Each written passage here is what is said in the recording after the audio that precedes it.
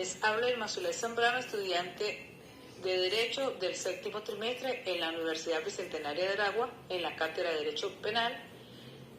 con el doctor Orlando González. En esta ocasión vamos a hablar sobre la temática de los delitos económicos, la legitimación de capitales, ilícitos aduaneros, ilícito bancario y falsificación. Como bien es sabido, los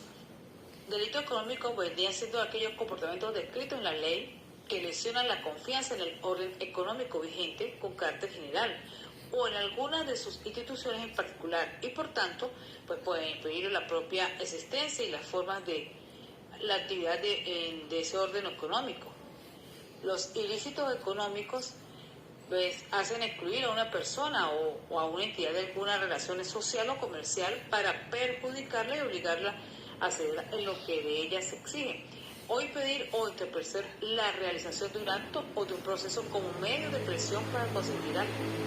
Es así que aquí en Venezuela los delitos económicos son mencionados en la Constitución Nacional en su artículo 114, el cual establece el ilícito económico, la especulación, el acaparamiento, la usura, la cartelización y en otros delitos conexos. Serán penados severamente de acuerdo a la ley. En cuanto a la legitimación de capitales, esta tiene como por finalidad ocultar o descubrir el origen, la naturaleza o ubicación, movimiento o destino de capitales o excedentes, ya sean como activos líquidos o fijos, habidos como producto de actividades delictivas en general y muy especialmente del narcotráfico. Pues existen tres fases de ejecución que nos dejan llamar la atención: la fase de colocación de fondos, la fase de procesamiento de fondos y la fase de integración. La fase de colocación de fondos pues podemos decir que esta es la etapa inicial en que se introducen las ganancias ilícitas en el sistema bancario. En la fase de procesamiento de fondos pues podemos apartar o disimular los beneficios ilegales de su origen ilícito, o sea, mediante una serie de transacciones, conversiones o movimientos bancarios a fin de interrumpir la cadena de evidencias ante eventuales investigaciones sobre el origen y fuente de los fondos provenientes de actividades ilícitas. En cuanto a lo que es la fase de integración, pues se incorporan formalmente los fondos en el sistema económico legal, aparentando que son de origen ilícito. Es así que los delitos aduaneros pues consisten en actos ilícitos, los cuales se basan en la simulación, engaño, falsedad u ocultación que inciden o inducen a errores contra las administraciones aduaneras, causando perjuicios tanto al control y cumplimiento de la norma aduanera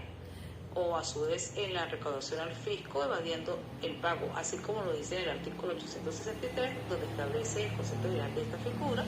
determinando que incurre en el delito de contrabando el que por cualquier acto o omisión impidiere o dificultare mediante ardid o engaño el adecuado ejercicio de las funciones que las leyes pues acuerdan al servicio aduanero para el control sobre las importaciones y las exportaciones. O sea, es decir, constituye ilícito aduanero toda acción o omisión que infrinja la ley general de aduanas, sus reglamentos y demás disposiciones. O sea, concepto que constituye ilícito aduanero toda acción o omisión que infrinja la ley general de aduanas, su reglamento y demás disposiciones. Entre los tipos de ilícitos aduaneros podemos nombrar la clasificación o ilícitos, pues se pueden clasificar en elementos que se requieren para que se integren una infracción sobre los sujetos que intervienen de la autoridad. En el caso de las infracciones de materia aduanera, las autoridades competentes como para sancionar dichas infracciones serían la Administración General de Aduanas, la Administración General de Auditoría Fiscal Federal, la Administración General Pública de Ingresos y la Administración General de Recaudación. La autoridad que interviene depende de la infracción de que se trate. Es así que el ilícito cambiario, pues, quien otorga divisas mediante engaño, alegando a causa falsa o valiéndose de cualquier otro medio fraudulento, pues será penado de 3 a 7 años de prisión y multa de doble del equivalente en bolívares del monto de la respectiva operación cambiaria, además de la venta o reintegro de las divisas al Banco Central de Venezuela. Es así que en Venezuela, pues, el delito del régimen cambiario, pues, de utilización de divisas para fines diferentes quienes destinen divisas obtenidas por mecanismos autorizados por el Estado para fines diferentes reglamentados, pues estos serán sancionados con prisión de 2 a 6 años y multa de doble monto de la operación. En Venezuela, bajo el nuevo régimen de control de cambio, se utiliza el sistema mixto. En el tal sentido, el convenio cambiario 1, que previó que para las operaciones allí reguladas, el Banco Central de Venezuela fijará de común acuerdo con el Ejecutivo Nacional el tipo de cambio aplicable para la compra y venta de divisas. Pues cabe resaltar que en Gaceta Oficial Derogatoria de Ley de Ilícitos Cambiarios, el número 41452 de fecha 2 de agosto del 2018, pues se publicó el decreto de la Asamblea Nacional Constituyente que deroga la Ley de Ilícitos Cambiarios, donde señala que uno de la nueva normativa establece las derogativas del régimen cambiario y su ilícito con el propósito de otorgar a los particulares, tanto a las personas naturales como jurídicas, nacionales o extranjeras,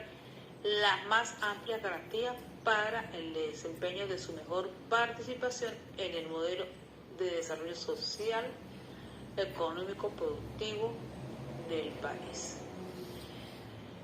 Al entrar en materia de falsificación, podemos evidenciar que es el elemento extrínseco, la verdad o falsedad del documento, que se determina por la relación entre la realidad y la apariencia del mismo. Si esta relación es de identidad o coincidencia, el documento es verdadero; de lo contrario, si no existe tal identidad, será falso. Así que en el Código Penal, el artículo 236, falsificación material en documento público por funcionario público, donde el funcionario público, que ejerciendo un acto de su función y hiciera un documento falso o alterar un documento verdadero, será castigado con 3 a 10 años de penitenciaría.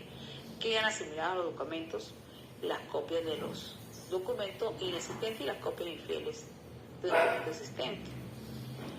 ¿Cuándo pues se configura el delito de falsificación de documentos públicos? Pues la consumación de este delito de falsedad documental se da en el momento mismo de la realización de cualquiera de las conductas típicas, unidos con el ulterior propósito subjetivo de hacer el uso de él sin necesidad de un uso efectivo del documento en el plan objetivo ontológico. ¿Cuál es el delito por falsificar una firma?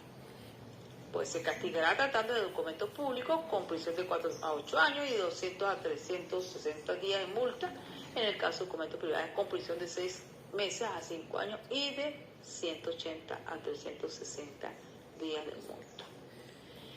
En los elementos del delito de uso de computación falsa, este tema podemos sustentarlo con José Rafael Mendoza Troconis al señalar que los elementos de este delito, en los términos siguientes, serían los más destacados del delito de uso de acto falso. Serían 3: un acto de uso, la falsedad del documento empleado, el conocimiento que el usuario tenga de la falsedad. Estos elementos se exigen en casi todas las legislaciones en el derecho penal y por lo tanto tendría siendo sobre la configuración del delito de uso de documento público, en el cual todo documento depende de su uso falso. Cabe bien destacar que el bien jurídico tutelado del delito de uso de documentos falsos, doctrinalmente se ha establecido que tales conductas concretan ataques a la fe pública por hacer aparecer como auténticos y reveladores de verdad, signos representativos o documentos que dan cuenta de lo pasado, cuando no son auténticos o mienten sobre lo representado.